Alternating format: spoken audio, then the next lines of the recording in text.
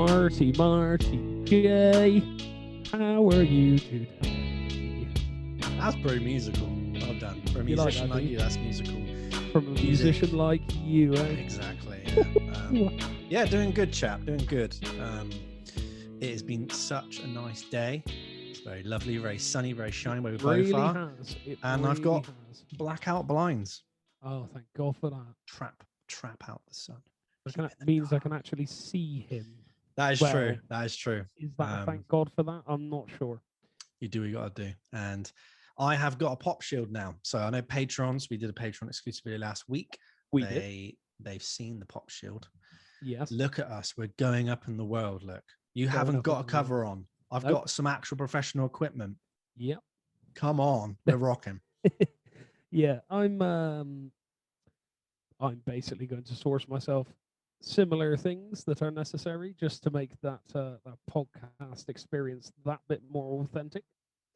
Who knows? I might even trim my beard. I don't know. What do you think? What do you think, patrons? Do you think I should trim my beard? Your opinion is the only one that matters to me, because anyone who's not spending money to listen to this is a waste of space. So just to let you know, that is what I think of you. Always humble and grateful.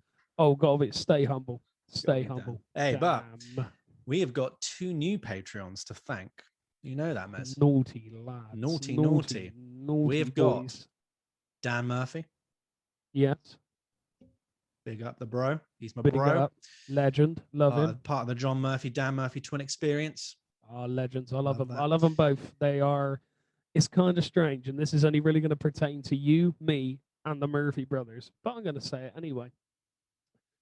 I don't know the guys all that well, but every time I see them, they are the loveliest guys there has ever been. They're always super welcoming, always want to talk, and their old man and their mum are really nice as well, because I met them briefly when they came to see us play at the Botanist in Bath some time ago.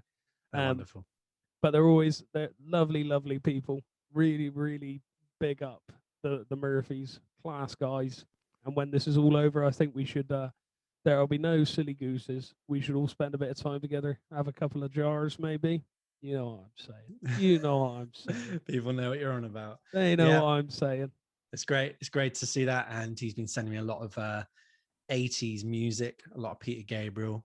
Love Peter Gabriel. A lot of Madonna and Kate Bush. We've been talking about that a lot. But that's another thing I did this week or last week. As some people might know, I was quite an avid skateboarder from about 11. Oh, this is cool. Even to about now, I'm trying to fit in music and everything. And yeah, from Trowbridge, we put up a good skate scene, put out videos and stuff on YouTube when it's kind of its infancy and having a good old time. And Jen Hamblin, who worked with 2 other people, they were liaising with the Trowbridge Museum, and we got asked if we wanted some of our stuff in an exhibition. So talking about our stories, what we've seen, what we found. And Jen's very into when lockdown happened, she was walking around Trowbridge, and she's quite obsessed with textures of things, how they look, how they've been weathered, why things are kind of broken and chipped and all these things. So she got to the skate park, and the more that she spoke to us and found out, I say us, the more she spoke to Turkey, really. Dan and John and Ollie were really the 3 main instigators of this.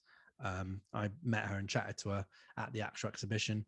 But, when she walks down to town and sees like a little ledge that's on the side of a solicitor's, we might have a name for that, underneath this bridge. And there's like a flat bank. It's just like a bank like this, and you go up and do tricks. We call it Y Bridge, because we go there and we skate. You get tricks. Go, oh yeah, I did a varial flip on Y Bridge, but people walk past and they just think it's a place to put your dog, walk around. Chuck him up there on a skateboard. Exactly. There you go. YouTube celebrity.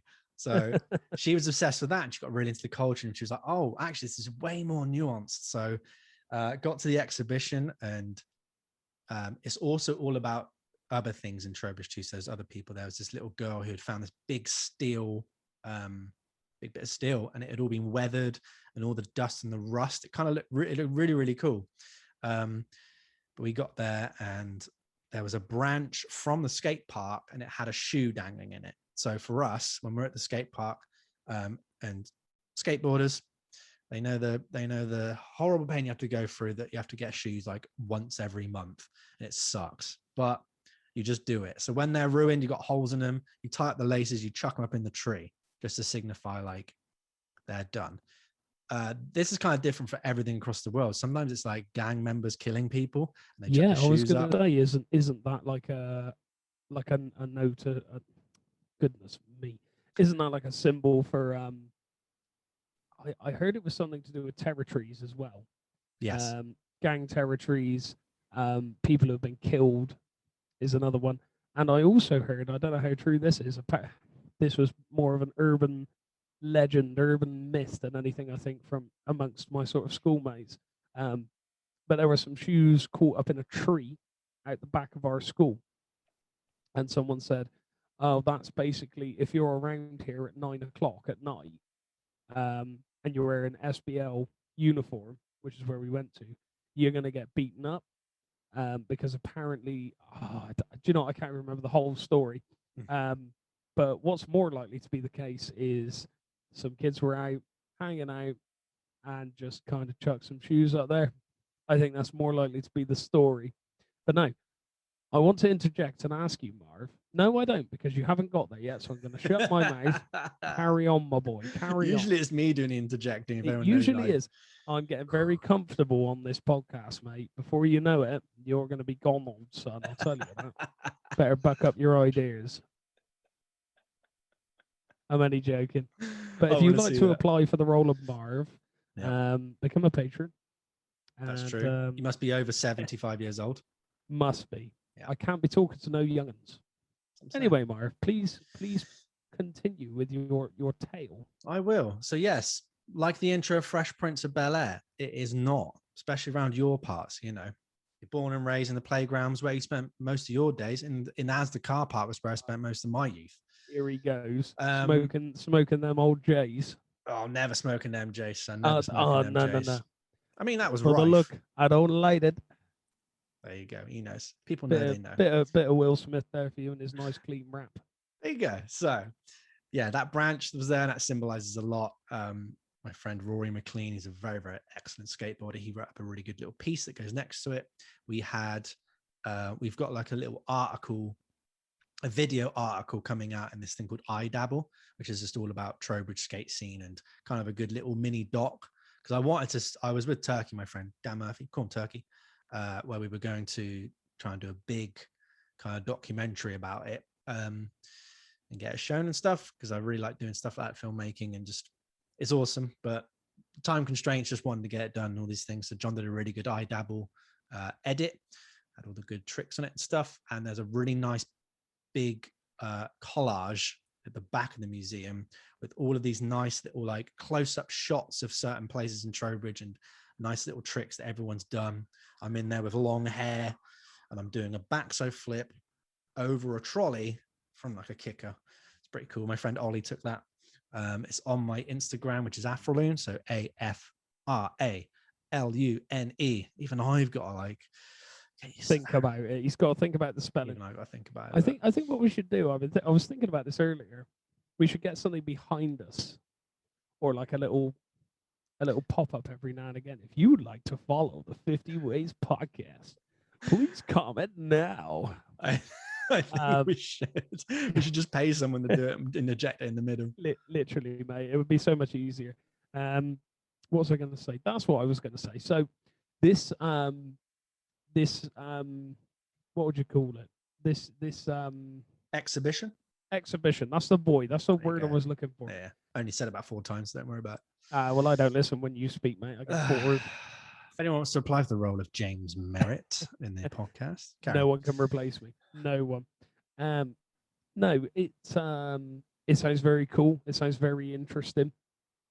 And it's also quite different. I don't think I've ever heard of anything of that ilk being exhibited at a museum before. So I really like that because it's history plus like local, so it's local history, and also it's not about old Johnny Rockers. who in 1845 used to bring the barley up the field and used to feed the pigs. It's like within living memory, you know. Yeah, I know what So you're saying. that's cool that that's the case, you know. What I was going to say is there a website and are there photos available online of this particular exhibition, or will there be, like a video or maybe a little accompanying mini documentary or something? I feel like that would be quite cool, like an accompany, like where they interview you and stuff like that. Will there be anything like that? Is what I'm asking. Well, obviously on my Instagram, I put up photos. John Murphy, Dan Murphy, they've put up photos of that. They put up videos of Rory doing tricks because we were allowed to skate around the exhibition, which was quite cool. And then we were like, should we try some tricks? But you have to remember, it's like just like a big building that's quite spacious. So you're slamming a skateboard, it's making noise. I was being like the proper like mother of the group, being like, don't do that, you're going to scare everyone. But it was all fine. And Zach Dobson as well, who's up and coming ripper. I think he subscribed to us on YouTube. Yes, I believe I saw that. He's great. He puts out so much little like skate clips and things. Very nice to see him progress. So big ups to Zach. He was there. He did a nice kick flip in front of the video. Very cool. There you go. And it's there till October.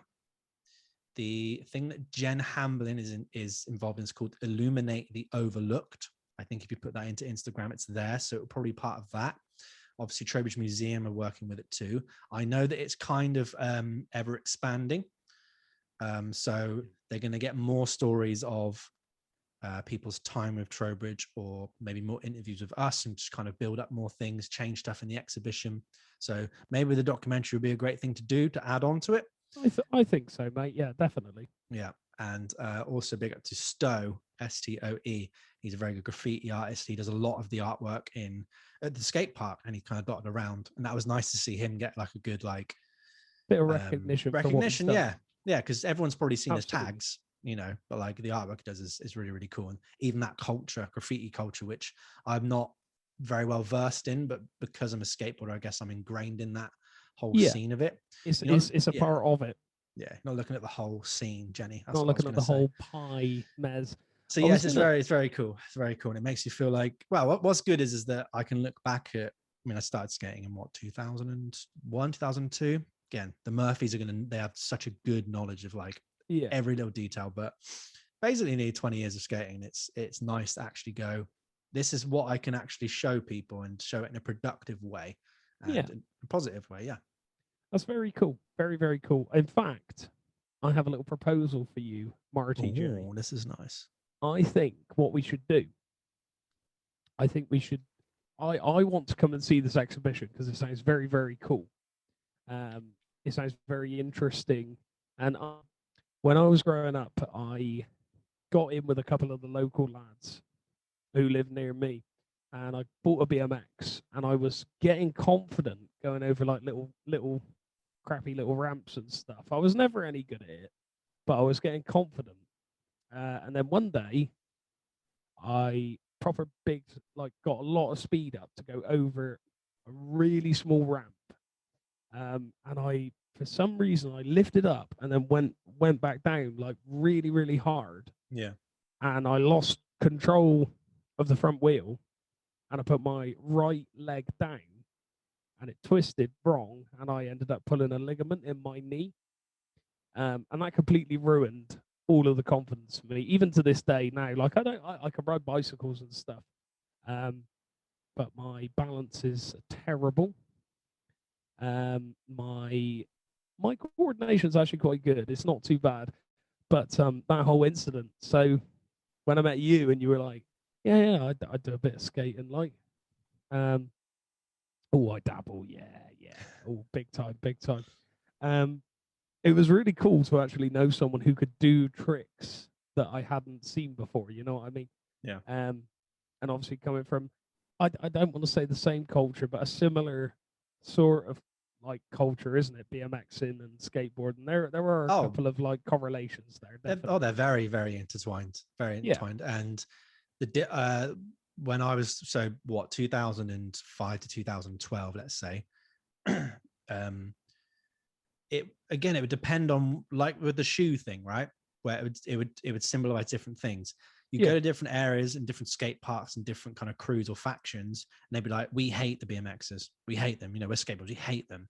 But for us, the skateboarding and the BMX were so intertwined. We were best mates with them. We go on skate trips, filming trips with them all the time. They could skate. We could ride some BMX. Like, it was just that back and forth. Yeah. And then that evolved to skateboarders hating scooter kids. And oh Lord, scooter kids are the worst thing to happen to skate parks ever. It's almost like, I'd say scooter kids are like the singing competitions for music, where you're just like, you don't know anything. You don't know the etiquette. You haven't put the time in. You haven't put the effort in. You just get in the way all the time. And then when you lose, you cry to your mum. Then I got to beat up your dad down a skate park, and he's like, oh.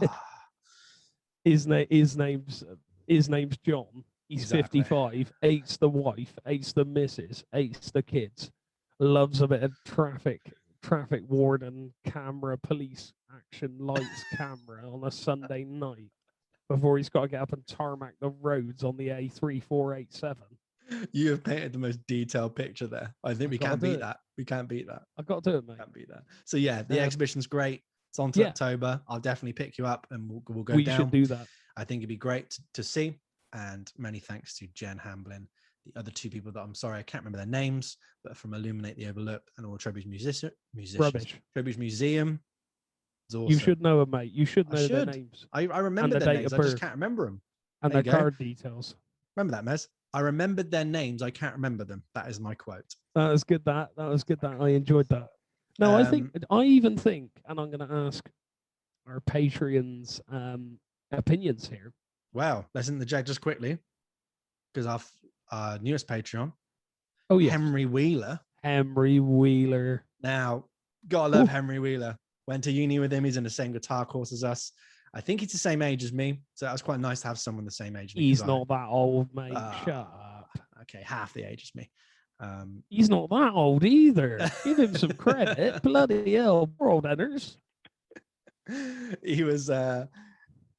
He's part of Shoot the Moon. He's the guitar player of that. Very, very fun band to watch live. Everyone has to go see them live. Just really funny, always upbeat, always positive. And now he drives trucks. And what's great is we started this podcast and he would listen to the YouTube versions and be like, great podcast again, so funny.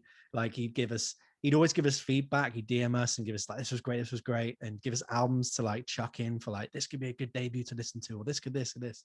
And he's like, it makes my truck journeys just like great. I don't have to worry and I just chuck them on. And he's always like, when's the next pod? So now he sent us a really, really nice message. He says, brilliant as always, may it never stop. And I said to him, we have to at least get to 50 to get our namesake. That's like a whole year. And it's long, mate. It's long. It's going to be interesting. So he's now a Patreon. He's got all this added extra material. So hopefully then I know, it's just nice to know that he's driving his truck and we're just yamming in his ear. Absolutely. That's what I want to hear. I just coughed for everyone there, and I'm going to cough off mic now. Professional. Affordable 50 Ways Podcast. If you want to become a patron, we are on Patreon, ironically. If you want to become a patron, rather, we are on Patreon. We are called 50 Ways Podcast. I'm not going to spell it out because I'm sure you know how to spell 50 ways podcast. We are also on Instagram, Facebook. We're on Spotify, which is currently my only claim to fame. And we are on Podbean. We are on Apple Podcasts. We are also on YouTube. And as I said, we're on Patreon as well. The basic tier is still £3 a month. I do believe you get a lot of extra content. You get uncut episodes the day before they go out for everybody else because you're special. We love you.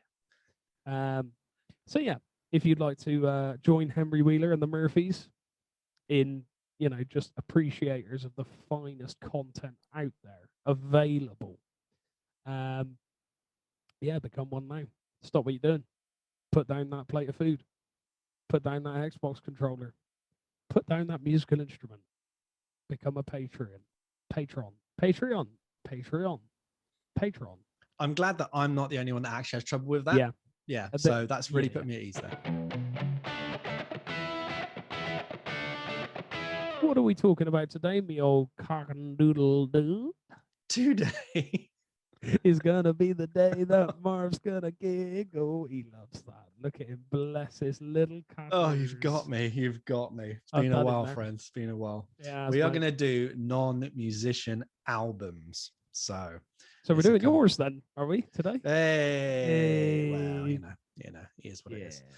Non-musician albums, being a person of all trades is a good thing. More specifically thinking about people that are actors, TV personalities, chefs, I don't know, YouTubers, all these other people.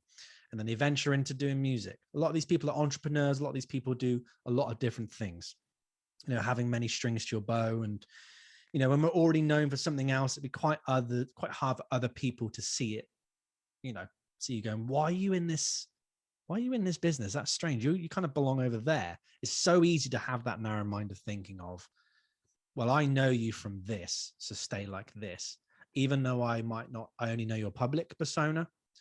I know nothing about the years previous, Yeah. So I don't know whether you know about Logan Paul and the Floyd Mayweather fight that just happened, Mez.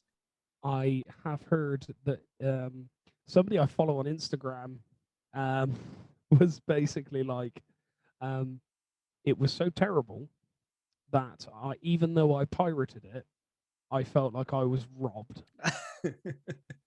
And I thought, see, I don't keep up with boxing. I've thought about watching it a couple of times, because who doesn't love two big burly men beating 8 bales of shit out of each other? I just love that.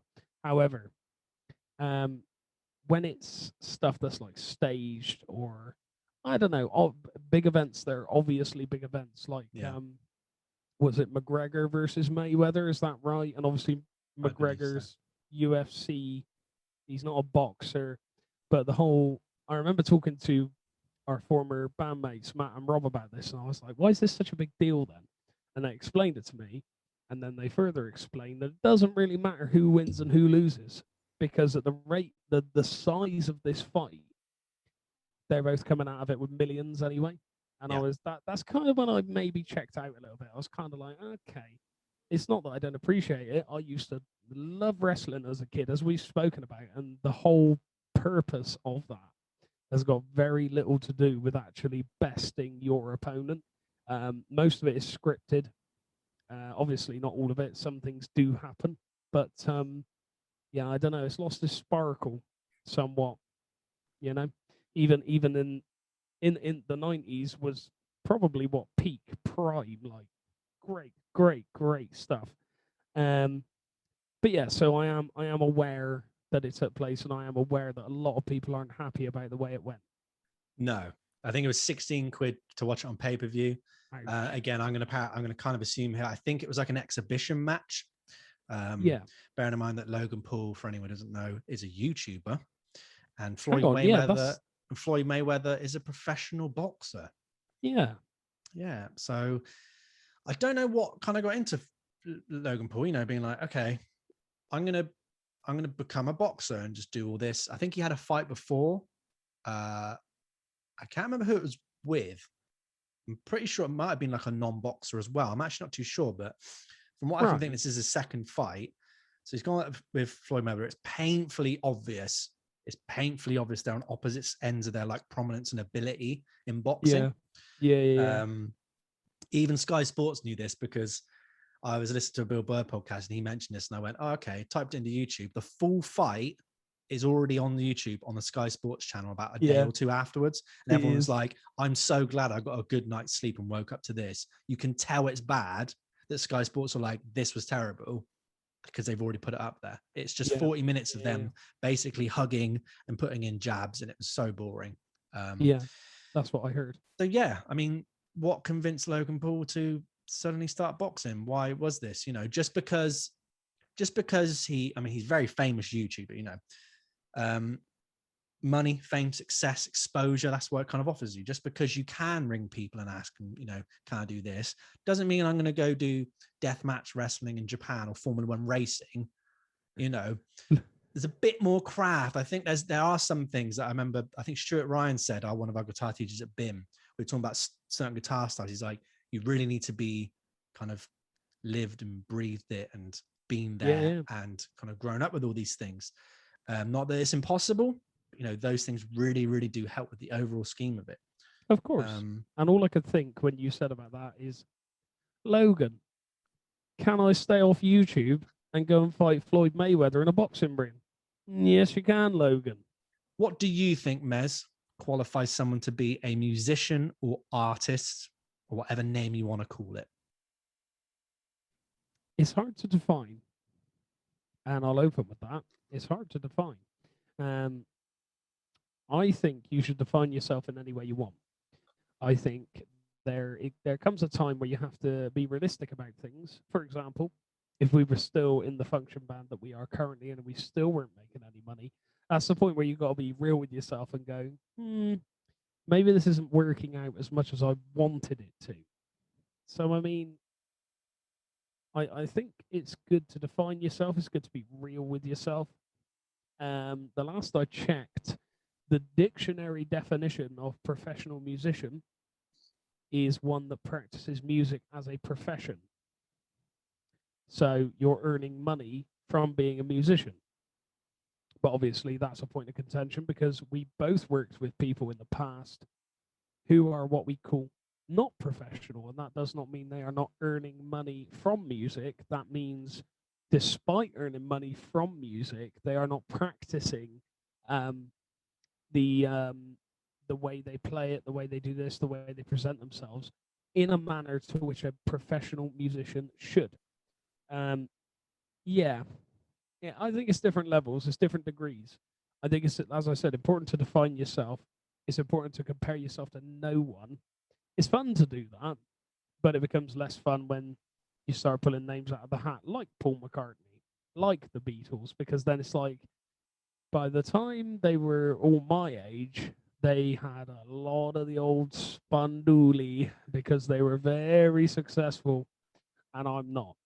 But different world, different human being, different musician. Much more of a legend, I've heard.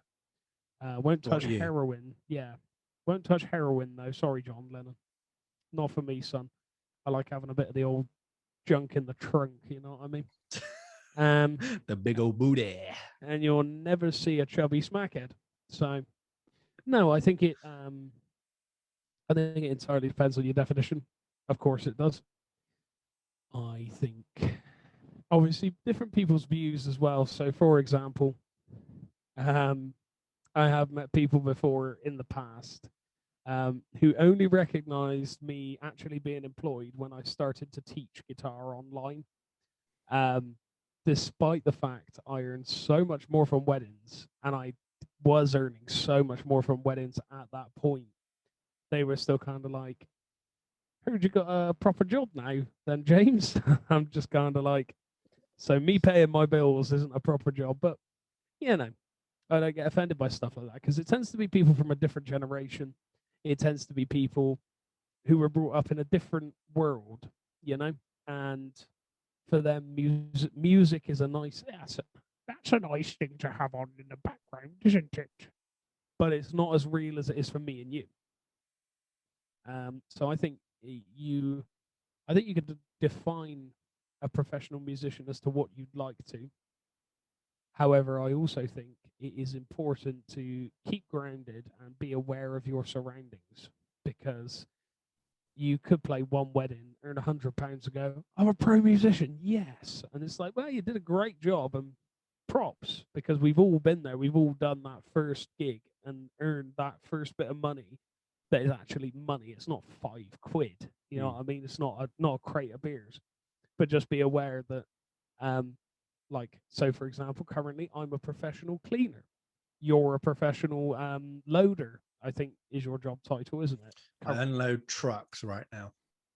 Unloader then. So yeah, that is or pallet operator. That's another way of looking at it. That's true. Or cling film wrapper as well. Got that. Cling film wrapper. I believe it's called shrink wrap, Marv. It's quite sad you've been in your job thing is, longer than I have ever. You're not in the business. You're not in the business of not in the business. Yeah. Okay, kid. Exactly. So but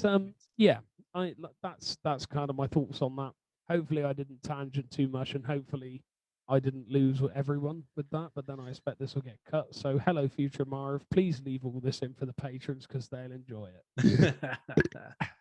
And the burp as well. No, I liked it too. I thought it was very well summed up. Exactly what really does qualify someone to be a musician or artist.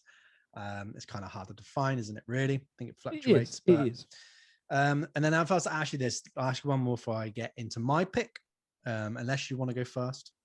Don't mind. I'm very interested about yours. So actually, I'm gonna go first then. What other things in your life do you do besides music that you identify with your being? That you would go, I'm a musician. I play guitar, but I also do this. I am also this. I am also this. For me, I'm a professional musician. I'm a musician, but I'm also a skateboarder. Like that would just be with me. That is who I am as a being. They're so intertwined and connected. But what do I also have? Quite like chicken and chips. If that's a, so you're saying you're a chicken and chips connoisseur? Connoisseur. No. I play airsoft when I can. Little plastic BB guns. Not because I like to play army soldiers, but because I get to shoot old fat men and it's funny. In the woods when they're wearing full army surplus and I'm just in jeans and a t-shirt. It's quite entertaining. In fact, I once watched a comedian talk about how people hunt deer and how they need to get all the gear, the camouflage, and an actual like gun that will kill them properly and stuff. And he was like, "Why don't people hunt cows? Think about it. They're sat in the field. You could do it in your lunch break from work, t-shirt and jeans, 2-2 rifle. Wouldn't even have to think about it. Just a. He's not running anywhere, is he? It's a cow." Yeah, I quite like airsoft. I also quite like. What else do I like? Let's think about. I mean, do you collect anything? Like I'm thinking more the fact of if let's say I don't know, you were introducing yourself to like a new client or just a new person. They go, "What do you do?" And like, what are your things that you like doing? And you'd be more than happy to bring them forward to someone. If you went, oh, I'm a musician, I like playing music. Go, what else do you like in your life? And that's what then in your head would you go, I'm going to say this to this person because I'm confident about it? It's actually really hard to say. Is it just, again, I think it's completely fine to have one thing. If musician is your being, that's what you feel like doing. I think that's completely fine. I mean, no, I do a lot of things. I do a lot of I do a lot of things, and it's just kind of nothing's coming to me right now. I quite like having a nice, relaxing space. I quite like a beer on an evening. Sometimes I like games, mobile games. Why didn't I say that? Well, yeah, okay. You like playing video games. People of Patreon, Spotify, whatever you're listening to. My thing is mobile games. And at the moment, I haven't downloaded one for a while. So if anyone's got any suggestions, hit me up. By a while, I mean a month. Yeah, I really like mobile games. I do have an Xbox. I will be buying a PS1. And yeah, I like cool stuff. I love horror films.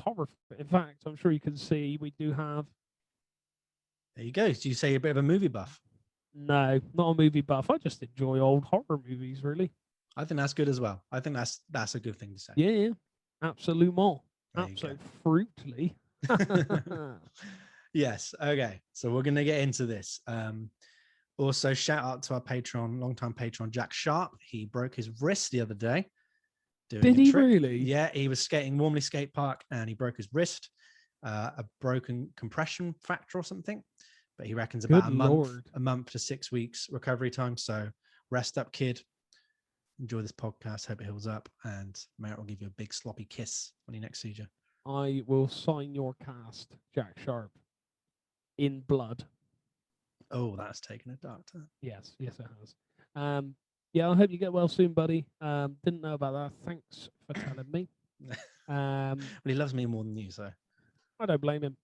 Blame him. He can't love what he doesn't understand. So anyway, on to the show. On to the show. Okay, so my pick for the non-musician album for me was a very easy one, and I was very interested for this. So it's called My Teenage Dream Ended by Farrah Abraham. Came out August 1st, 2012. So Farrah Abraham, she came to public prominence when she appeared on the second episode of MTV's 16 and Pregnant. And her relationship there, not relationship, her story is a very, very sad one there. She had a very rocky on-off relationship with her boyfriend at the time, who she was having the baby with, Derek Underwood. He was never directly told by Farrah that the baby was his, because he was quite abusive to her in messages.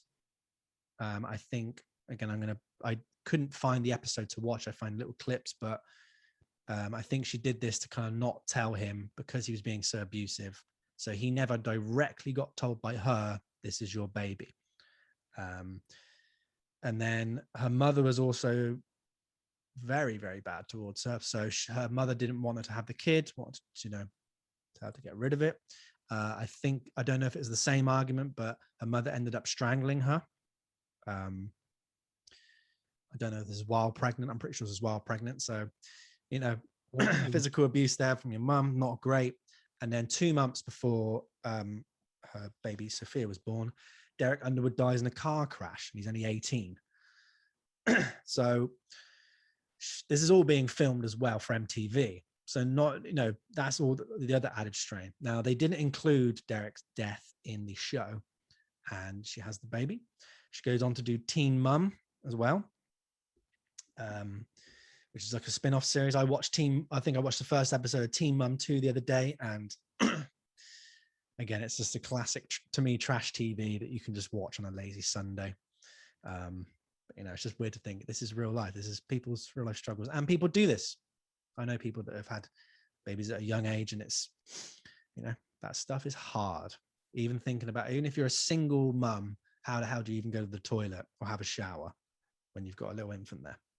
We don't know about that. So anyways, so she went on to star in Teen Mum, Teen Mum OG. Recent years, she's been an active YouTuber, and she's also been in the adult film industry. She's kind of done things of that have been infamous and a bit, controversial, which kind of led to her leaving the Teen Mum OG series. It's a bit of a kind of debate of like, well, you can't really do adult film work and be on this thing. So in this time, she wrote a book, accompanied it with this album. So they came out about 2 weeks. I think the album came out first and the book 2 weeks later. And she's been on TV and she's being a star, so she's already got 3 types of media here, all revolved around this one thing. Pretty good for someone who I think at this time was about 20 years old. And the song titles are all named after chapters in the book. Surprisingly, the book was actually critically praised. I think it got to number 11 in the New York best-selling Times list, whether it's called New York Times bestseller. And the album gets so much hate. I think if you type in like the worst albums of all time on Wikipedia, it's like in that list. It's very much a lot of reviews saying it's unlistenable. Like, what is this? But then on the other side of the spectrum, it gets very much praised by people, saying that it's an example of outsider music, which is what we're talking about. People that have no knowledge of the music industry. They don't class themselves as musicians, but they make art, they make music, which I guess then becomes part of the industry. And people saying that it's like avant-garde, outsider rock, and it's all these things, and it's inspired and influenced other artists. And other artists now have gone, yeah, this album kind of inspired me. Very, very strange. Very, very strange. So yeah, why does it get so much hate, but the book doesn't? That's very, very, I don't get it. And they're pretty much all about the same thing. So, we're talking about stuff like depression, the death of the father of your kid, a lot of drug and alcohol issues and abuse around there, violence. It's all there in this. It's very, very raw and very, very, real. So how this album came about, Mez. So Abraham met this guy called Frederick M. Cuevas on the set of 16 and Pregnant, Teen Mum. He was doing the ADR stuff. So he was assisting in the voiceovers that she would have to do for the series. And then she showed him a song called Cinema by Benny Benassi. She was like, I like this. Can you make me a song like this? And they kind of talked about making an album. And he's never, ever done production on an album size before. And I think he's dabbled in music, but he just was always doing his ADR work, voiceover work. And eventually started talking, and she was like, yeah, I'm going to do an album. Can you produce the whole thing? And he's kind of like, yeah, okay. So he makes all these songs, makes all these beats, sends them over to Farah, and she's approving which ones she likes. And then she's assigning what songs are going to be to what lyrics. So they're all there, right? Pretty normal. You know what I'm saying, Mez? You agree? Yeah, absolutely. So, time to go to the studio, isn't it? You'd set up, let's have a look. You're gonna lay the vocals down, right? You're gonna get your musical workstation all set up, Pro Tools, Logic, where you're gonna do tape, microphones at a good level, it's kind of sound right. You see little bars and that there. You've got the playback of the music in your headphones because you need that, right? You need that to kind of know where you're gonna sing and be in key and all that stuff. So she did the first two. So she recorded all of her lyrics, all of her vocals to just a click track for the whole album. Bearing in mind, she's listened to the beats, listened to the songs, chosen which ones for which song. But when she's got there to record, she's gone, I don't want to hear the music. She's just had a click track, which is a metronome. It just keeps you in time. For people who don't know what that is. It doesn't give you any notes to keep you in a certain key, a home note. So she's not a trained singer. She's not a professional musician. She is going in there with diary entries that are very raw, very, very honest and true with this other guy that she's slowly getting to know even more and opening up apparently these sessions. He's never done an album like this on this scale. And she's gone, just give me the click track. So interesting to say the least, Mez. Interesting to say the least. Yes, absolutely. Yes. So what this meant was that Cuevas had to get the vocal tracks, bearing in mind that she's not going to know how long certain structures are and whatnot. He has to get the certain bits of the music and then copy and paste it on to the tracks and kind of make them sound in the structure. Then you've got to tackle, how do I get everything to stay in tune and become a melody? Because what it sounds like to me through the album is that most of it almost sounds just like normal talking, and that he's put auto-tune on to kind of guide this around. There might be some singing passages as well. Obviously, when you go to the studio, the classic 99% of the time, people sing, you get the Melodyne software, which is just auto-tune. Again, we're just going to say auto-tune now. People who know the George Strait episode, where it was the live albums episode we did, it's a program that helps take a flat note or a sharp note or a note that you don't want, and you can change it. It can sound really good. It can sound crazy. It can sound terrible. It can sound very manipulated. So really, he had to do that with every one of these songs. But, he hasn't got an unlimited amount of time. He hasn't got an unlimited amount of money. And he did an interview, I think, in 2017, for 5 years after, answering all these questions. He was just there like, I had to just, piece it together. Hopefully it worked. Get the auto-tune, and do whatever. So he did what he was told, and he was so embarrassed as this was going on. He was like, this is so embarrassing. All I want to do is just get this done, get it out. Do not put my name to it. He kept saying, like, can you just put it out and not be associated with it? Because these kind of things can get you kind of blacklisted, from certain things. People can go, you worked on that record. You produced that whole thing. See you later, mate. We're not going to bother. So he's worried about his job, his career. And you can listen to this, and yeah, you can understand why, because it's unlike anything you've ever heard, Mez. It's unlike anything you've ever heard. Oh, I know, boy. He knows. Let me just talk about the auto-tune very quickly. So let's have a look then. I'd say pretty much the whole thing. I think all of it is auto-tuned. I think there's maybe certain bits that aren't. Might just be talking, but this was a choice that Abraham did. So Farah Abraham, definitely, I would assume from what I've seen in interviews now and before, she does what she wants. She's an entrepreneur. She's made a name. She's done all these different business ventures. She wants to do what she wants to do. So she wanted the music to sound edgy and contemporary. So she wanted the auto-tune to be very, very aggressive. So like we were talking about in the George Strait episode, or the album, Cowboy Rides Away, where we were going, who signed off on this? Who signed off on this auto-tune? I don't get it. Here we have an answer. The singer herself has just gone, just whack it on so it's crazy amount of levels. So what Cuevas had to do really is go, right, okay, so she should be singing the note C here, for example, but she's very far away from it. So I just need to kind of manipulate up to that. But, this software has to take natural noise and try and basically make it computer generated, and it can sound crazy. And some of the note choices he couldn't even get to because it just wouldn't work. The software just wouldn't be able to manipulate it in that way. So that's why you get these crazy, weird sounds that might sound out of place. But like he says in the interview, they're not out of tune. They just might not be the note that you expect. I want to dub it fairer tune because I think it's so extreme. The T-Pain, the George Strait levels of auto-tune, to me at least, it has their voice as a character, right? It's in there majority-wise. Then you have the auto-tune, which is quite a lot. It's in there. Cher starts to kind of tip the scales. I would still say, this is with Believe, obviously, that it's still Cher. This Farrah Abraham one, it's like she's lost in the auto-tune. The auto-tune is the main vocal. It's so weird. It's so weird. It just takes the biscuits, like I said here. So let me read you some of the songs here. So The Phone Call That Changed My Life. Now, that's your typical EDM dubstep sound that you'd expect in 2012. We get the same Rhodes piano chord loop throughout, kicks and snares that don't punch and hit your ears. Very, very flat production.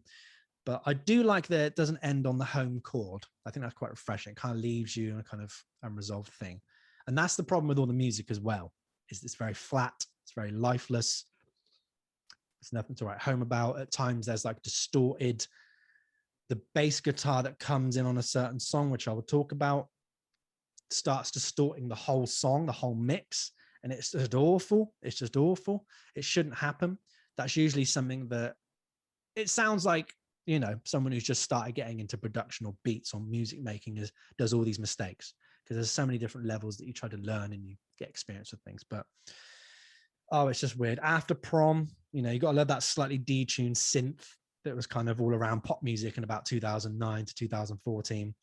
Another song, Flat Production. It's our first instance of the auto-tuned melody here. Give us the wrong notes. And like I explained. So we could go down the path of this like polytonality here. So there's a really good video by Adam Neely where it became like a meme, didn't it? Like a YouTube kind of meme of like Toto Africa, all music in the same key, like vocals up a half step. So what you're actually happening here is that you get two bits of music which are playing in two different keys at the same time. And it can sound very, very jarring and very dissonant.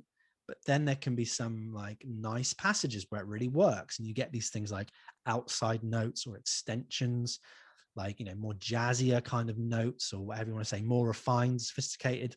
But I mean, you can kind of, you could say like, the auto-tune's done to like symbolize her pain. It's to symbolize, that she didn't feel human when she was going through all these things. But then you're just attaching so much meaning to something where it's like, no, she just wanted to put auto-tune on it and she just turned it all the way up. You know what I mean? And she had full control. If there was a production team that was like, no, we're going to handle all this, we've got the time and the energy, you sing to the track because that's what you do, then we'll put stuff on later, but maybe a little bit. It might have come out with kind of a meh kind of album, because this is the problem with like, especially TV personalities. They're always, cover songs, they're boring, even though the production's very, very squeaky clean and shiny, and no doubt on paper, much better than this. They're very, very forgettable. At least with this album, you remember it. You remember it. It's like nothing you never ever heard before. Let's have a look. I'll give you a couple bit more of it. So when he was trying to grab the notes to work with the melody. So a good example here is the tritone interval, which is called the Devil's Interval, at the start of Unplanned Parenthood, which makes you unsettled. It grabs your attention because that is one of the most dissonant intervals that you could sing. And we could play the sophisticated card. This interval mirrors the unsettled nature of Abraham finding out she was pregnant. You could definitely go down that route. I think it does work, but you can't put that meaning onto it. It's very, very hard. Caught in the Act, certainly the oddest lyrical performance here with its wild auto-tune, the speeding up and slowing down of her voice, pretending to be different characters.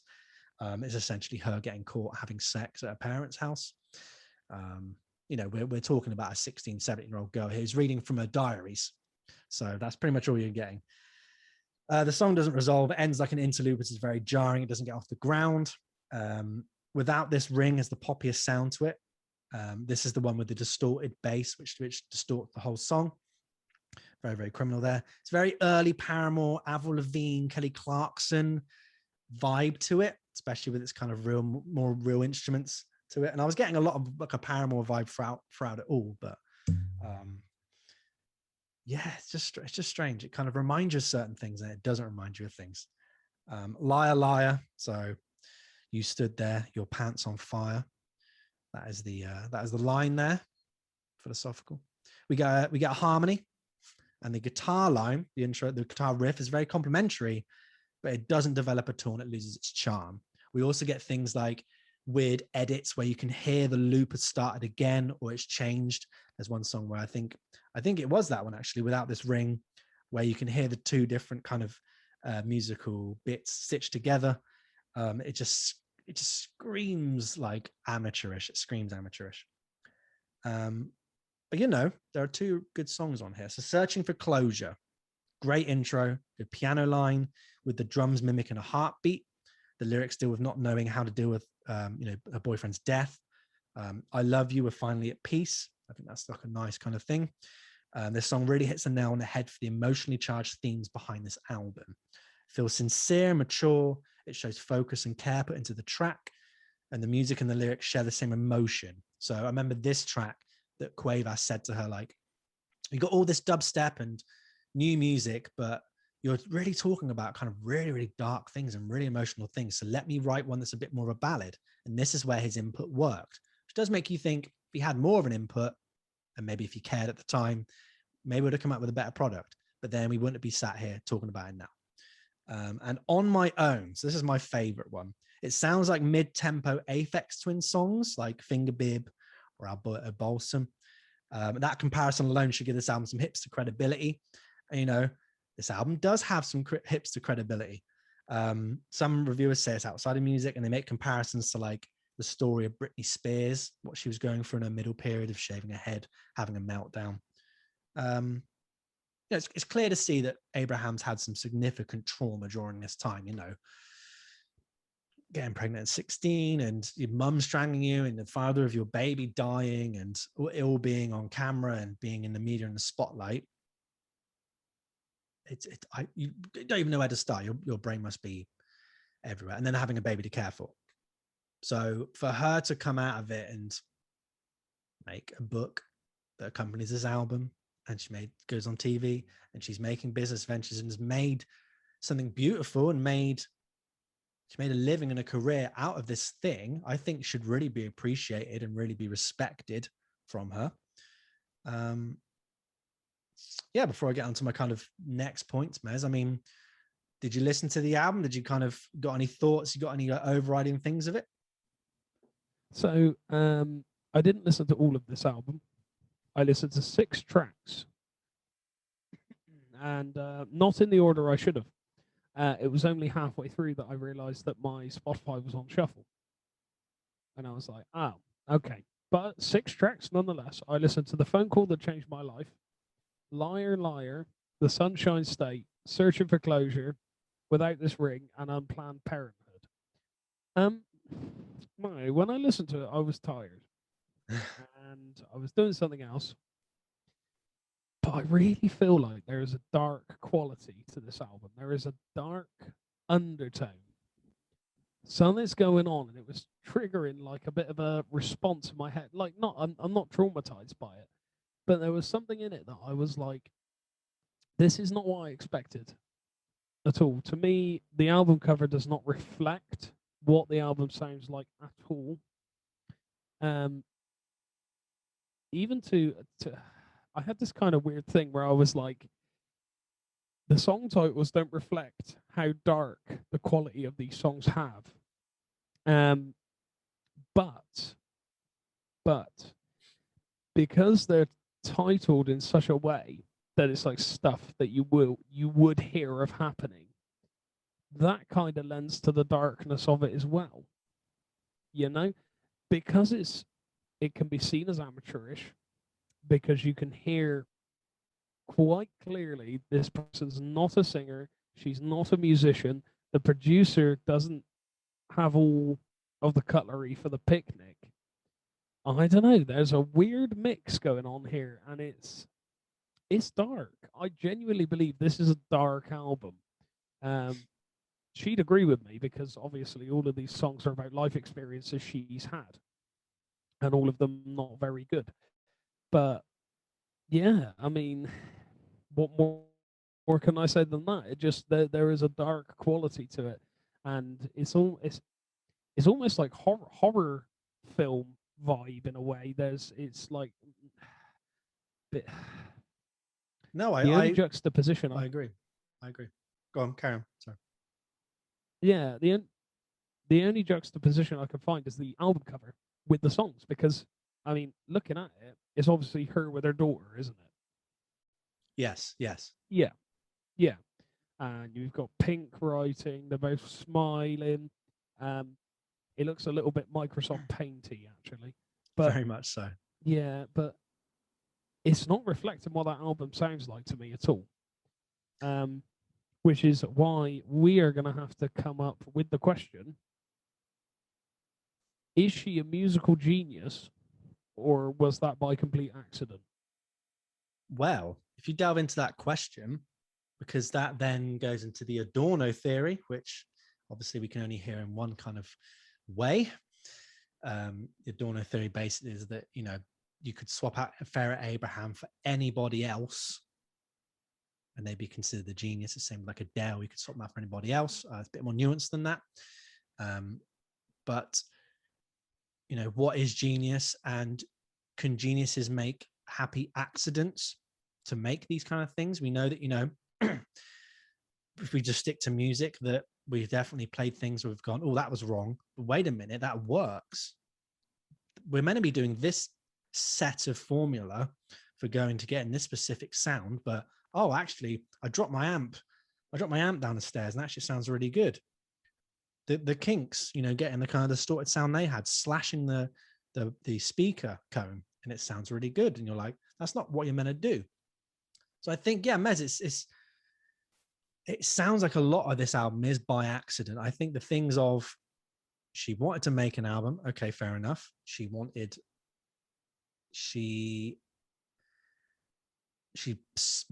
listened to the songs and approved what music was. Okay, that's true.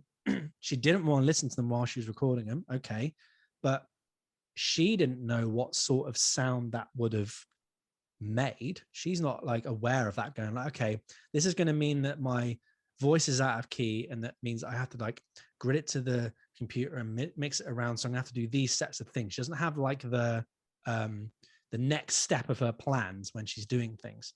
Obviously Quavas probably does. So that does come up with interesting results. I think that if she tried to make this again, it wouldn't be the same. I think that no one else would make an album in this way. So in a way, it's like really hard to, she has her own sound. And I agree with you, Mez. It's very, very dark. That's so good. It's almost like it's like music for like a digital horror film, you know, horror for the digital new age.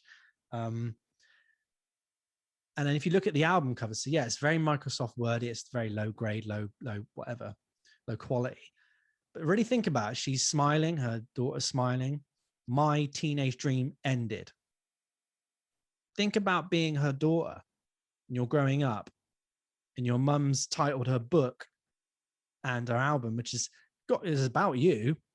And she's going, my teenage dream ended. And that is you, isn't it? Really, that is the daughter. She's the reason why that teenage dream ended. So even then, that has a kind of moral implication there and a darker implication there. That you think this girl who's, you know, she's now in this world, good, but she's almost at fault. She's the reason why Farrah's teenage dream ended, and that the reason why her life's gone the way it is. So yeah, I think genius is a really hard thing to define because it's what you're using as the criteria. Is she the next Brian Wilson? No. Does she want to be Brian Wilson? No. Does she know who Brian Wilson is? Maybe not. Maybe that's the reason why it works. Maybe that one thing of she knew who Brian Wilson was and would sit down to listen to music for 6 months to then make an album, we wouldn't get this. I want to be Brian Wilson. It's that primal sort of the way it takes you in, and that's how I feel with this album. The way it took me in, I was not expecting what I heard. Obviously, we all have preconceived notions as to what we're going to hear. And I think it's interesting to keep a hold of them so you can compare how you feel after the listening, during the listening, and before. But I really did not know what to expect, but it certainly wasn't that. I absolutely agree with you. It is almost like music for a modern horror film for the digital world we're now in. But I also think it's not bad. I think it is to taste a lot to taste, but I don't hate it. I wouldn't sit down of an evening and relax to it. But there's something in my brain going, go and listen to that again. Almost like a make sure you heard what you heard, that kind of thing, It's almost like, it's going to sound bad. It's almost like a car crash, right? You're going down the motorway, traffic slow drive, there's traffic everywhere, and there's a car crash up ahead on the left. Now, you shouldn't be looking at that. Your brain's saying, don't look at that. You don't need to see that. You don't know what you're going to see. But your eyes are going, I absolutely must. I must look at this. You can't look away, but you really want to look away. It's almost like that. But that sounds like I'm being really harsh. I'm just talking about the way your brain's processing it, or the way my brain did. More so than the actual, this album's a car crash. Ha ha ha. It's I don't know, it's the same kind of thing. Like I said, I definitely did not expect what I heard. And I think for that alone, she's already achieved something. Because I can imagine, like, when they announced it and did the marketing, I can very much imagine the whole, oh, here we go then, a Britney wannabe. Oh, another one of these, here we go. And whether or not it's bad or good, that's by the by. She shot them down. And do you know what? If I'd have released an album like that, whether it's considered bad or good or whatever, shooting people's expectations away sometimes is just as good as releasing a good album. I'd argue anyway, certainly. Yeah. Because I don't know, it's just kind of nice, isn't it? It's almost like we were talking about the whole John Lennon thing with Cold Turkey. How it's super raw, super raw, and that's good because he's never gonna express himself that literally ever again. And I feel like this is the same deal because again, she didn't let the music influence what she was doing vocally on that album. She didn't hear it. Well, she did, but she didn't record to it. And there's a big difference, as our musician listeners will know. There's a big difference between listening to something and recording to it. Again, preconceived notions. Oh, I can put that there. You play it. No, I can't put that there. But she didn't let that influence it. She just recorded. She had a click on. That was it. Again, yeah, I agree with you. There are points where it's like, yeah, this is very amateur. You can hear it. There are a lot of sort of denotations where you're like, yeah, I would have done that when I was 16 as well, mate. But honestly, I don't want to insult this album. I honestly do not think it deserves being insulted. But at the same time, I'm not like going to sit here and defend it either. I'm just telling you what I think, and that is why you listen to the 50 Ways podcast, and that is why we do it. Yeah, that's my thoughts. It's just kind of like, this is weird, but also it's not 4-chord pop with a really obvious structure and arrangement and instrument. You know what I mean? It's not really obvious. It's something different. So yeah, I've got to give her props for that. It wasn't what I was expecting. It unsettled me. Give me that quote about art, Marv. I think we spoke about it the other week, where it's like, um, art should comfort the disturbed and disturb the comfortable. I Yeah. love that quote. I think that's like one of the best quotes you can hear. Yeah. So it does that. It not that I'm comfortable, but it disturbed me a little bit. You know, I was a little bit like, whoa, Jesus, like I didn't want to jump in that hard. You know, and I can imagine it shot away quite a few naysayers. Oh, here we go again. 4-chord pop. Bored of this now. When's the other 6 albums of the exact same content coming? Whether you like it or not, she didn't do that. Yeah, exactly. And this connects to my point of, think of the end. Well, the countless amount of celebrities in her kind of status here, her kind of list, B list, A list, whatever, that have done albums. And you just go, oh, did they? Oh, it's all covers. Yeah. Oh, it's Son of a Preacher Man again. Oh, great. I don't want to hear that. Like, it's definitely not that. And again, this, your analogy with the car crash or the accident, all these things, like, people like to know about news and know about these things and what's going on. And it's an intriguing story, especially if it's an intriguing story. And the fact that, if you're around watching Teen Mum and you've read the book, and then this album comes out, you've got all these things to kind of piece together, and it all starts to make sense. And what I also like is that was never boring. This is what's good about this album. No. Never boring. No, not once. Never boring. Like, the demographic should be young teens to old teen girls, and they must sit down to listen to this, and then they don't get it. They go, this is terrible, maybe across the whole board. But really, it attracts the musicians and, maybe the professionals that listen to it and gone, how has this even got made? What? She did it without listening to the music. That's insane. You just think, well, what if I started doing that? And what I really, really like about this album is her approach to making the music is just reckless abandon without any constraints. We put so much pressure on ourselves to follow some sort of self-imposed rule of way of making music. We were talking earlier off camera, and we won't mention any names or anybody, but things that take years to come out. We know somebody who's trying to release music, which they've taken years, and they're constant rewrites, and I'm going to redo this, I'm going to redo that, I'm going to redo this. Where do you end? You need to have some way, like, this is a part of time, let's move on. You can't just keep updating things. So, you worry about the littlest things, like, am I sure that my Gibson Explorer plugged into a mattress combo, with a 2.5 pick with Ernie 11s on strings, that's going to help make this song the best it can be. And I play this certain chord with the right frequencies, and that's going to make sure the lyric works, and this all congeals, and it has to be on tape, and it has to be this. You can just drive yourself nuts with it, to the point where, what do? You haven't got anything. This is the point. This is exactly the point. Chinese Democracy. How long did it take Axl Rose to get that out? Wasn't it like 20 odd years?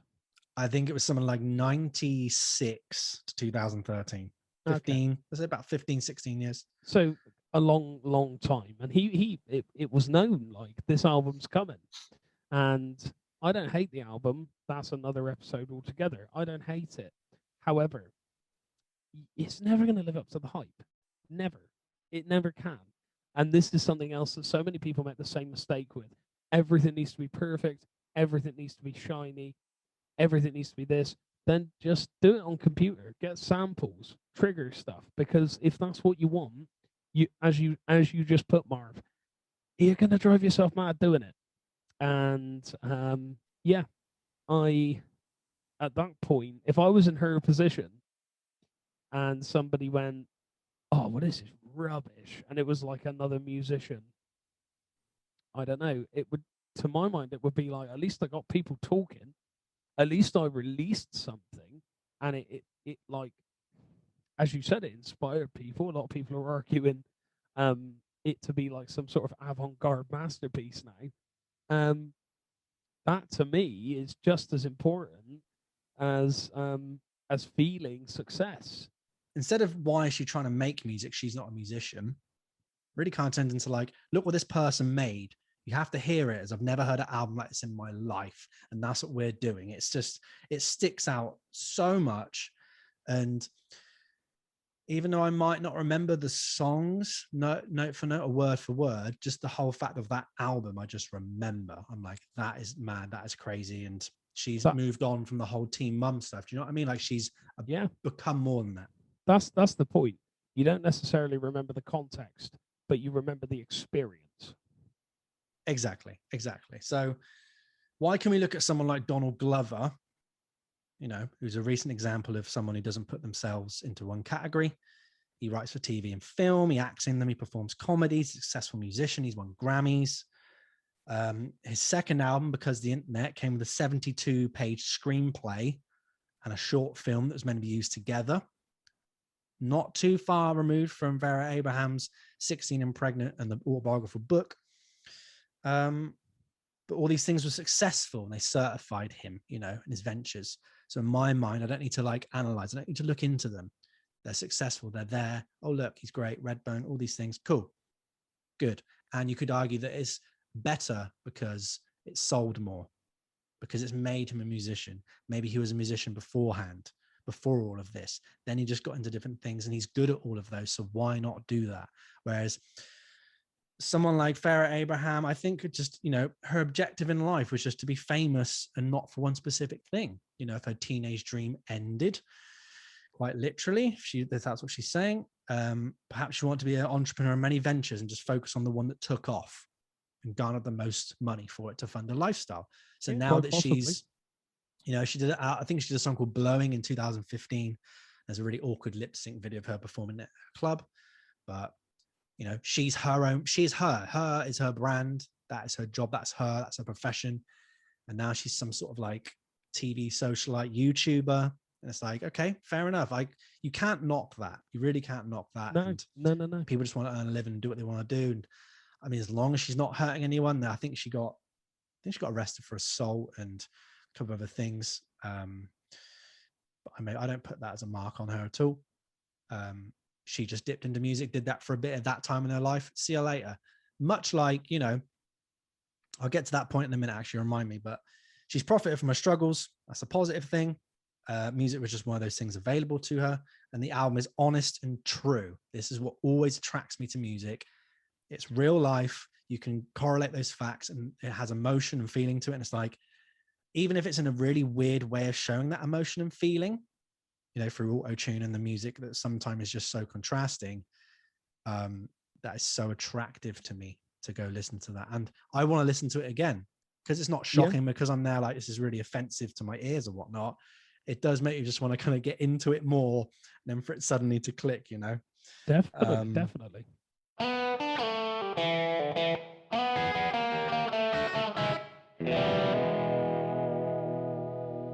You know what, Mez? Don't worry about your point, because I want to know about your album, or I want to know about your person that you're doing, Mez. You go for it, kid. I'm jumping in on the lad. So this week, I kind of thought about it, and there is endless things to do when it comes to this subject. There really is. There's so many people, as you were saying, Marv, sort of strings to your bow, throwing a lot of shit at the wall and seeing what sticks and stuff like that, which I really respect as a process. What if that didn't work? Let's try that. Let's do, you know what I mean? I'm going to make it one way or another. And I respect that. I really do. So it wasn't really a conscious decision. It was more of I know this person did some music and I appreciate their acting skills. So, based on that, if you listen to last week's or the week before's podcast, you will know that I chose Eddie Murphy to have a look at. Now, there's going to be a point of contention between me and you, Marv, because you say there's 3. I could only find 2. However, definitely find 3. I was going to say, however, on reflection and research with my notes, there is definitely 3 musical albums. That is, unfortunately, I didn't listen to the latest one, which I do believe was released in 1992. However, I feel like I have got the glory years down in a nutshell. Now, if you don't know who Eddie Murphy is, you've probably been living on a rock for the last 50 years. Very talented comedian, actor. Um, he was a comedian before anything else. He had his lucky break on Saturday Night Live, I do believe. He had a little segment which is quoted to have revitalized the show. At that time, he was really, really fresh. Um, Apparently, see, this is something I should have done but didn't. I never listened to any of his comedy albums because I wanted to focus specifically on the music. I already had a preconceived notion of how I feel about Eddie Murphy. Growing up, I used to watch Beverly Hills Cop loads, so much. Oh my god, my mum must have been sick to the back teeth of those films. But I love them, and I still do. I still do, and it's not just a nostalgic thing. I very much believe they're great films. I know you've seen them, but you don't really remember a lot of it, do you? I don't. I think they deserve a rewatch. Oh, they really do, mate. There's some real funny moments, and there's some real quotable moments. Look, man, I ain't gonna fall for no banana in my tailpipe. It's good stuff, mate. It's good stuff. There is another quote I want to say, but I cannot. Well, don't say it then. No, I won't. So yeah, I mean, I'm not forgetting Shrek. Yes, I enjoyed Shrek growing up very much, very very much. There's a very good YouTube video called Shrek is Love, Shrek is Life. Go and watch it. It's a follow-on from the story of the films. It's very good. Viewer discretion is advised. Not at all. It's completely fine. So yeah, Eddie Murphy's pretty well known. I'd say he's probably very, very, very famous at this point. The two albums I listened to were How Could It Be in 1985 that was released, and So Happy, which was released 4 years after the fact. So I've never ever listened to any of his music before. On the first listen, my preferred album was definitely How Could It Be. I don't know. It just seems to have so much more variance. There's a lot more interesting things going on musically. That's not to say So Happy is bad, because it's not. He is also well known for Boogie in Your Butt. Have you heard that, Marv? Boogie in Your Butt? No. Boogie in Your Butt. This was an earlier tune where he's basically singing about putting various things other than boogie in your butt. There are a lot of things. There's an ending of a verse chorus section where he sings this line and he accents it, put me in your butt. And I was roaring. Absolutely roaring. It ruined me. So, I've got a little factoid for you here. You're going to enjoy this. Party All the Time, which is from How Could It Be? Marv, tell me it's a banger. It's an absolute stone cold classic. It's my favorite tune of Eddie Murphy's. Right, isn't it? So good. It was featured on the album, as I said, which included a minor follow-up R&B hit in the title track, a duet with vocalist Crystal Blake. Now, the track was written by Rusty Hamilton and produced by Aquil Fudge. Now, are you aware of that name, Marv? Aquil Fudge. Rings a bell. You'll be forgiven if you don't. But it is Stevie Wonder's cousin. Wow. After a brief falling out with Rick James. Yeah. Oh, Eddie Murphy fell out with Rick James, you mean? Yes, I believe so. Oh, no, that could be Aquil Fudge. It said Rick James. If I can say Rick James, I'm saying it. So you like Party All the Time, yeah? I do. You think that Standalone, good tune, yeah? Well, in 2004, VH1 and Blender voted Party All the Time number 7 among the 50 worst songs of all time. Absolutely not. What are they playing at? What are they playing? No. That's ridiculous, isn't it? That's ridiculous. So I didn't look up any reviews as such. I had a few sort of lookabouts and stuff like that. With something like this, I feel like it's definitely more opinion based from us two. Because as much as reviews are cool, I hate critics, and all of you should go away. So that is the reason why I didn't really look at any reviews. Apparently the album "How Could It Be" was produced by Rick James as well. That makes sense. You can hear. I think Rick James might be on a couple of songs because you can. Yes. For me, I could hear backing vocals, which sounded very much like his vocal inflections. Yes. So we have the track listing. Now the title track, "Do I?" I love that tune. I love that tune. I think it's great. It's very dated. Very, very dated. A very dated sound. To put a fine point to it, they sound so 80s. If someone asked me to play an album that sound defines a decade, How Could It Be would be my first choice. In fact, the whole album sounds like songs from Beverly Hills Cop. It really does sound like that they could have been in that film, you know? Something else I noticed, and now that I'm thinking about it, it definitely on "Do I," which is all about a song where he's just like, "Do I love you? Yes, I do." And I like that. Straight to the point. I don't know if you heard this, Marv. There are points where he's singing. He's doing like not an ad lib, but like an extra lead line in the chorus. And you can hear he's not a pro singer. You can hear it. Yeah. It's there because it's like a do that. You know what I mean? There's like he's really pushing for that note, but he's still singing in tune. There's nothing wrong with the note. I like that. I think that adds to the overall sound. I think there's a charm to be had from that. Definitely. Yeah, of course. Definitely. Yeah. So we've got an interesting group of writers here. An interesting group of writers. So this is, as I said, the first album.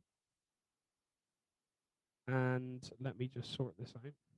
First of all, before I go any further, All Music gave it a professional rating. Would you hazard a guess as to what they gave it? What system they use and what's it out of? It's like 5 stars. There's no real system. I reckon maybe 2.5. You've smashed that. 2.5. Don't love that, but you know. So we've got an interesting list here. The song "Do I" was written by Stevie Wonder. Yeah. Which I can kind of hear actually. Now it makes so much sense. Yeah. "CON Confused," that was written by Eddie Murphy. "How Could It Be," featuring Crystal Blake, was written by Frank Hamilton, a name that's not really ringing a bell with me at the moment. Rick James and Eddie Murphy. "I Wish I Could Tell You When" is David Allen Jones and Eddie Murphy. "Party All the Time" features Rick James. I don't know if you know that. And it's also co-written by Rick James and another guy, Kevin Johnston. "I, Me, Us, We," Eddie Murphy. "My God Is Colorblind," Eddie Murphy. And finally, "Everything's Coming Up Roses," Stevie Wonder. Wow.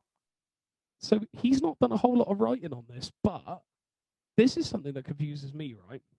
Stevie Wonder's writing tunes on this album. Now, if Stevie walked in to my room right now and said, "James, put that mic down. I'm going to write you some songs for your album, son," I'd be like, "I'm done. I'm set. Sweet."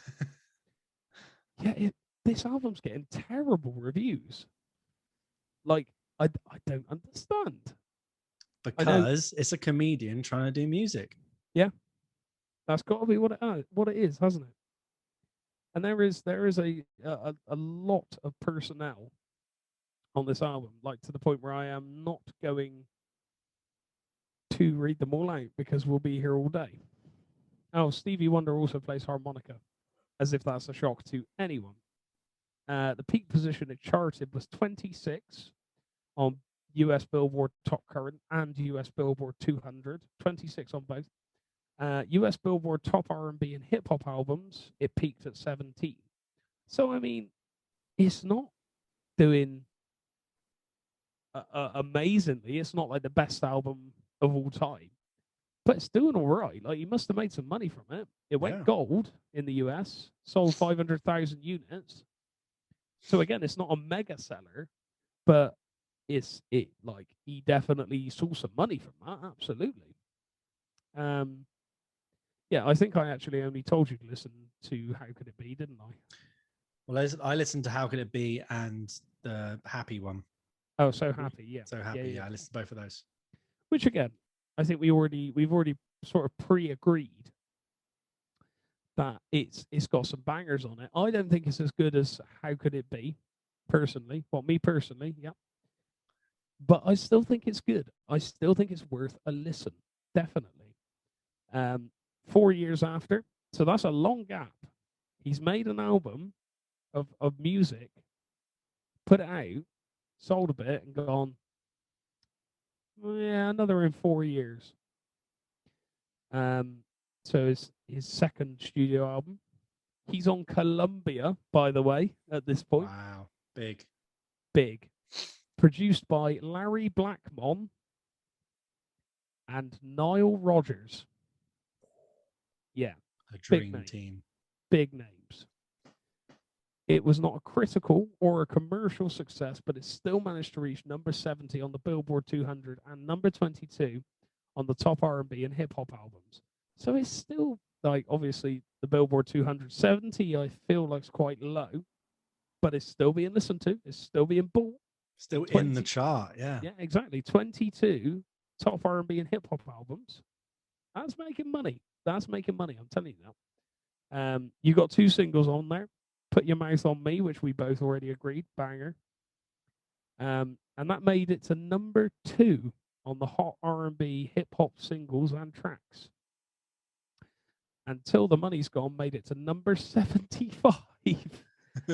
So all I could put down to that is something big must have been released at that time. Yeah. Because I think they're both good bangers, you know what I mean? I think they're great.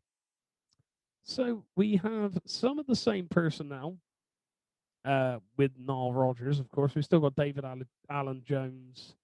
Eddie Murphy is still writing bits, but his name's cropping up a lot more on this album.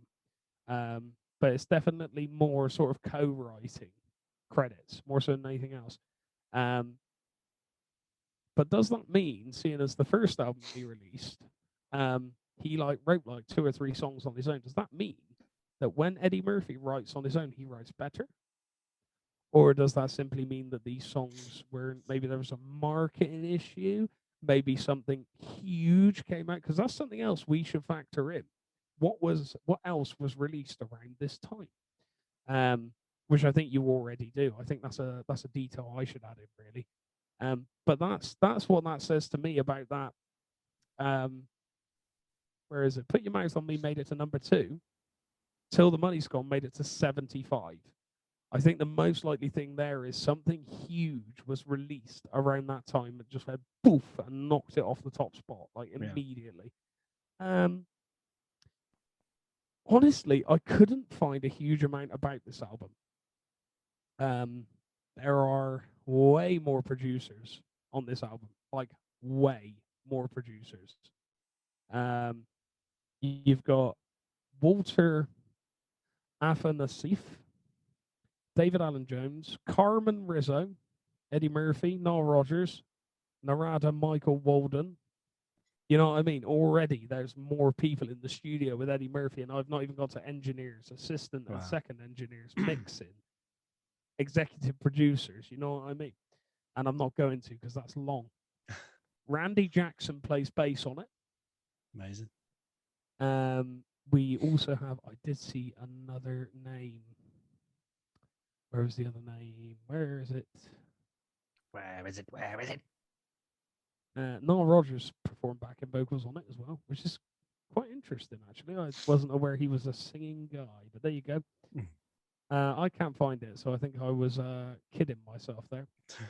But yeah, quite frankly, I'm a fan of both, and I'd buy them. I like them. They're very 80s. They're very dated, as I've already mentioned. They're very much if you've seen Beverly Hills Cop. So there's two types of track that tends to be on Beverly Hills Cop.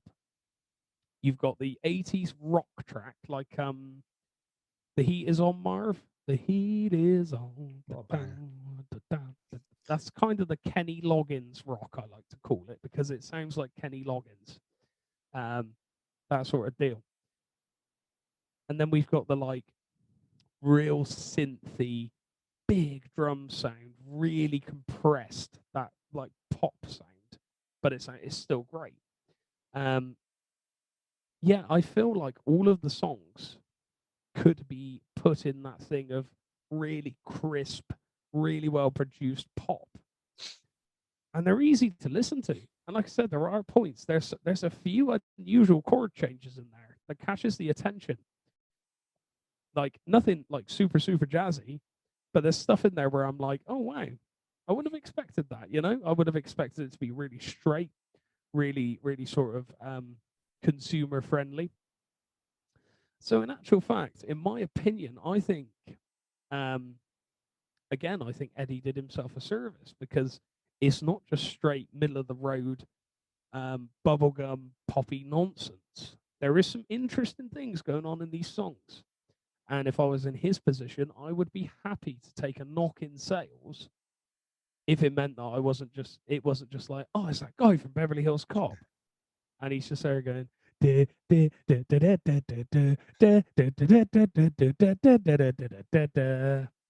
the album. Bing. So Different directions for different needs.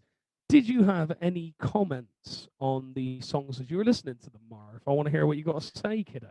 So I'll go through my notes and I'll come from some other observations I've made about maybe why this didn't sell as well or what the kind of connotations are there. So it's clear his main influences are Prince, Stevie Wonder, and Michael Jackson throughout. Huge. Which now I know that Stevie Wonder is kind of producing and writing the songs. It makes a lot of sense. You can also hear it in his vocal delivery. Yes, definitely. Put Your Mouth on Me is very, very Prince influence. And I noticed on the intro, Pretty Please is pretty much a straight rip of Raspberry Beret. It really is, yeah. Like I was almost expecting a cover of Raspberry Beret the second 1, 2, 3, 4, but didn't happen. Till the Money's Gone. Great. A lot more ballady and family friendly than I was expecting. So obviously he'd done Delirious and Raw. I think those two infamous specials, comedy specials. And this was way before his like family friendly period of like Nutty Professor onwards. Daddy Daycare and Mulan and Dr. Dolittle. And yeah. So like it was weird to hear this like weird sensitive side of him where he's about love and all these things rather than cracking up. But yeah, when I heard Till the Money's Gone, I was like, right, that's very comedic. So I was like, what's happening is the comedian Eddie Murphy's creeping into this song here. And it instantly went, oh yeah, he's a comedian. Oh yeah. And I think the main thing is like, it's produced very, very well. It's very, very slick. It had a budget. It was on a major label. It gave the all-star, 5-star treatment more so than what maybe actual musicians got on their recording budgets and things. But because it was so derivative of those three artists and 80s music in general, I guess then it could be quite forgettable and it's not having any Eddie Murphy character, you're just sounding like these other people. So maybe the fact that Party All the Time, might have done well. And like you said, that other song got to like number 2 and cracked the top 20 and things like that. And then suddenly 76. I think it just comes across maybe that people just think this is just a novelty thing. This is a one-off. These are not taken as seriously. Then he goes back to SNL and specials. And then, 4 years go by. He's like, I could probably make another one. I got the money, whatever, we'll do that. So I think then it comes across as like a is this guy genuine? Is this guy an actual musician? Does he want to do this seriously? Should he be doing comedy and music? Because I think of when comedians that do music, it's usually in their act. And I think Eddie Murphy had musical bits in his act, Yeah, like Lee he Evans did. and Yeah, things like that. And they're funny songs. They're funny songs that make you laugh. They're really, all it is your music and musical thing in for the comedy, whereas this was a completely separate thing. So maybe it's very hard to separate and see him as two things. Eddie Murphy the artist, Eddie Murphy the comedian. Look at Bruce Willis. He's done a lot of blues rock albums, and they usually get derided for being very corny and he's just bored. He just wants something to do. Like, this is so what? Look at his ego that he just thinks he can waltz in and make an album. It's like, well, maybe he did. Maybe he liked music, and he can play and he can sing, but you just want him to be the guy in Die Hard. yeah, Like I think that's what's kind of happened because he was so successful. Eddie Murphy's a comedian, and then he's gone. I'm not going to go do this, by the way, but like he's then just putting everything up there with it. You compare it to the Farrah Abraham thing, Farrah Abraham, that she is low on the celebrity ladder. She's just a kind of Z-list TV personality that was in a reality show, and then she's made a record, and people have gone, "This is crazy. This is weird." That's pushed her up to this level. yes, In infamy, or just sheer like, what is this? Whereas Eddie Murphy had already found huge success, so it's almost like, well, why do you want to do something else? I think that's how I could explain it, and why the numbers were what they were. People weren't going to go, I'm going to follow. Like my favorite musical artist is Eddie Murphy. My favorite album is these two albums. I don't think that's the case. no, no, and I completely agree with you. It's yeah, and I'm really glad you brought up Lee Evans. Actually, I was watching something years ago with my mum, and it was, I say something, it was a Lee Evans performance, and right at the end, he did a kind of funny act where he was pulling out a piano, and then the piano was going all around. It was a bit of a rip of Rowan Atkinson did something similar in the 90s and the 80s. But it was very, very funny because he's a very, very funny guy. Lee Evans, he's fantastic. Um, and then he sat down at the piano and he gave a very, very short speech talking about how he started off as a musician, and how he had all these hopes and dreams, but he found he can make it work better with comedy. So that's the reason why he is where he is. And he played a tune. And throughout my life, whenever that clip's come around, or it's been on TV or something like that, I've gone, oh, that's all right, isn't it? And never invested any more time in trying to find out if he's ever um, released an album, released more songs, even just released one song. I've never done that. And that is because my brain has gone comedian, pigeonholed. And that's not me saying comedians can't play music. That's not me saying comedians should stay as comedians and nothing else. But that is what the human brain does. It goes, oh, they do that. Okay. Yeah. I think you might be right, because it's kind of a, do we take this guy seriously? Is he actually? Because there's a YouTube guy that I enjoyed listening to when I was growing up, a guy called John LaJoie, a Canadian singer. He studied at, it might have been Berkeley. I'm not entirely sure. He studied at a very prestigious American college, music specifically. And he was writing songs. He's a very, very gifted musician. Um, but no one cared. In his own words, no one cared. So I thought, I'm going to make something funny. If people laugh, people remember. And he became very, very popular. Very, very popular. But again, my brain has pigeonholed him, saying that's funny music. I'm not going to take that to. I'm not going to go to a dinner party and someone goes, James, you're a musician. Give me some good music, and I'm not going to go, oh, Jean LaJoie, inspiring, because it's comedy. It's like the reason why I still haven't listened to Weird Al Yankovic, or Yankovic, however you pronounce it. Yankovic, yeah, you're right. I'm sure he's an incredible musician, but all this time my brain's gone, it's parody. It's parody music. You know, if I want to listen to something I'll enjoy, I know what I'll enjoy. And I could be missing out on something I'd really, really enjoy, because I've gone parody music, comedy. I don't necessarily like my music to be serious. That's the wrong way of saying it. But okay, here's something I never thought I'd say. Rob Chapman once said that we should, as musicians, take our craft seriously. Don't take yourself seriously. We're not accountants, but take your craft seriously. And that's what I'm talking about. I'm not talking about writing a song about poo and bums and ha ha ha. If you want to do that and make it a number one smash hit, mate, I think you could do that. I think I could, to be honest. Yeah, I don't know, mate. It's all very convoluted and opinionated, and in actual fact, we're screwed anyway because you can't criticize art, and music is art because art is expression, and that's what music does. It expresses. Therefore, this is pointless. Everything's pointless, and yeah, but no, I really recommend both. I say both. We'll say all three. I really recommend all three Eddie Murphy albums. If the third one is anything like the first two, I would again recommend it without even listening to it, because regardless of how 80s it is, how you want to criticize it, how you like Eddie Murphy, no, listen to it, because it's very interesting. It's the same, not to the same extent, but it's a very similar deal to Farrah Abraham. Yeah, it's very similar sort of deal in terms of like, oh, okay then. But yeah, also Bruce Willis doing blues and hard rock. Wasn't aware of that. Go look it up, kid. Go look it up. I will. Yeah, it also makes you think as well that, you know, like you said, you're just thinking, okay, Weird Al Yankovic, he's a comedian. That's it.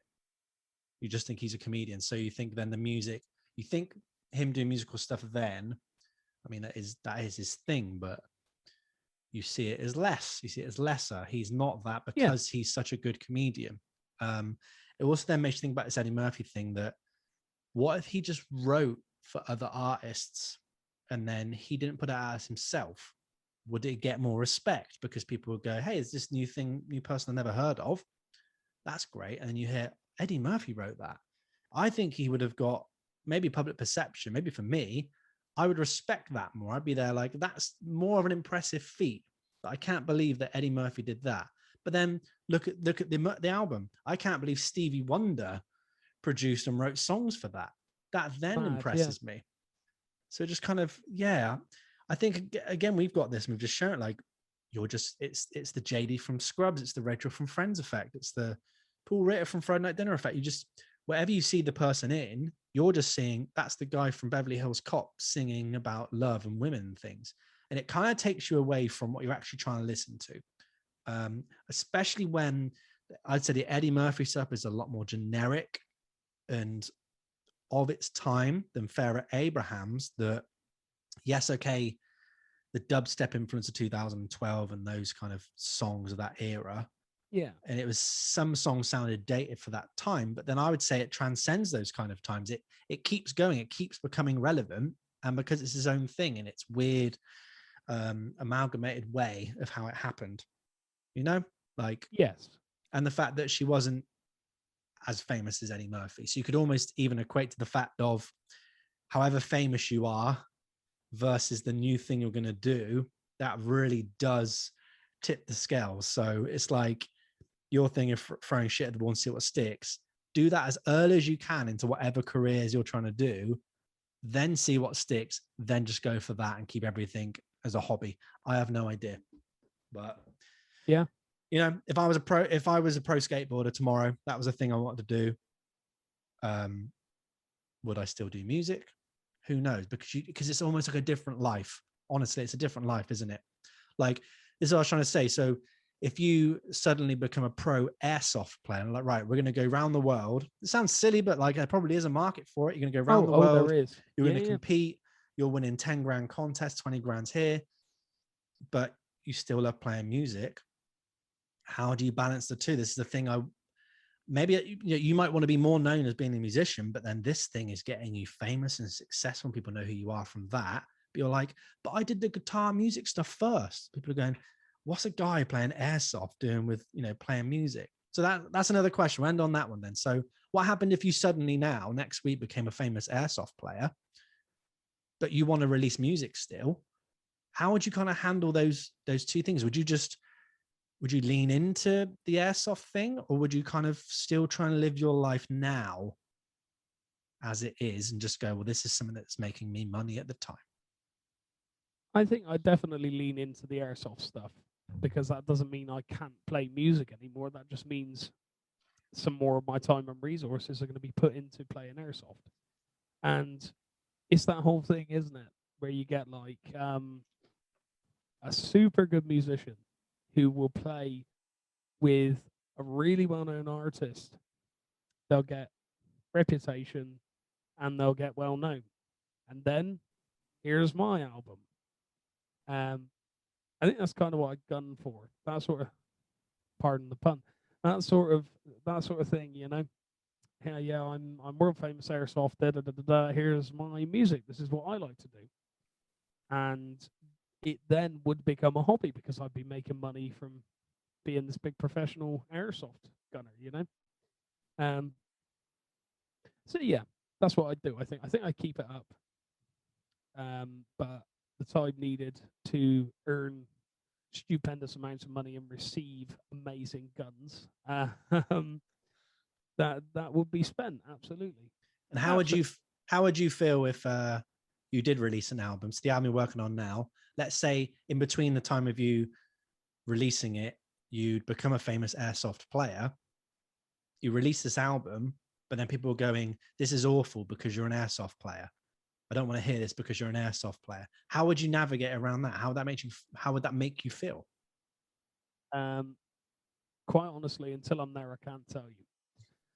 However, I feel like I would act in a manner that would make me feel like they didn't feel like they were getting one up on me. So I wouldn't do the classic celebrity thing of, oh, shut up, I just do what I love, go away, leave Britney alone. I wouldn't do that. I'd just be like, okay, if it's not your thing, don't listen to it. It's fine. I'm fine with that. And then people will find something to pick apart in that, because that's what people are like. Yeah, I'd just be like, well, move on with your life. I am.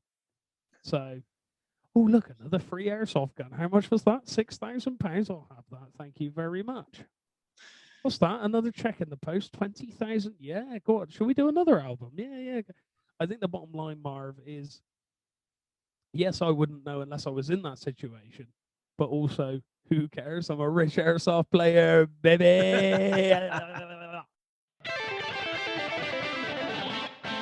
That's the end of that episode. Very, very good. Very, very good. That's the podcast this week. I enjoyed it. I did too. Well, I did more. So shut up. Fair enough. Yeah, exactly. Enough. He's got the machine there. You got the machine with all the little buttons on it that works. I don't have that. Yes. Next week, we are going to do another episode 2 in our Because It's series. And we're going to do Because It's Limp Bizkit. Oh, yes. I love Limp Bizkit. When I was younger, loved Limp Bizkit. Merrett, I don't know if he loves Limp Bizkit. Don't know if he was around on that era, but we are going to be listening to all of their albums and have a big old chat about that. So get your Limp Bizkit listening in, all the way up to Gold Cobra. And yeah, that's going to be one mighty fun time. So yes, thank you to our new patrons, Henry Wheeler and Dan Murphy.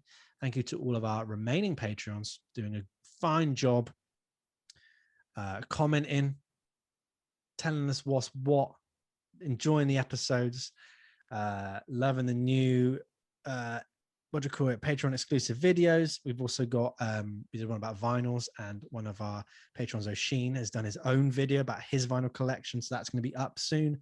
Again, if you want to join him, 50 Ways Podcast Patreon. It's £3 a month for the basic tier. You get all the you get this unedited episode a day early, and show notes, maybe some little photos, maybe whatever, a little bit of conversation, a bit more action, please. That's a joke. And we got new tiers coming up, so we're going to organize that. We've got merch, actually sample merch that we're going to look at and go, is this all right? Yeah, this is all right. So it's happening. Yes. All the weeks that I said it was going to happen about 18 years ago, it's actually happening. So It's happening, boys. It's happening, boys and girls, and anyone else. It's happening. We're rocking. We're rolling. We're steamrolling. And let's steamroll out of this place, eh, kid? Woo, baby, baby, baby, baby.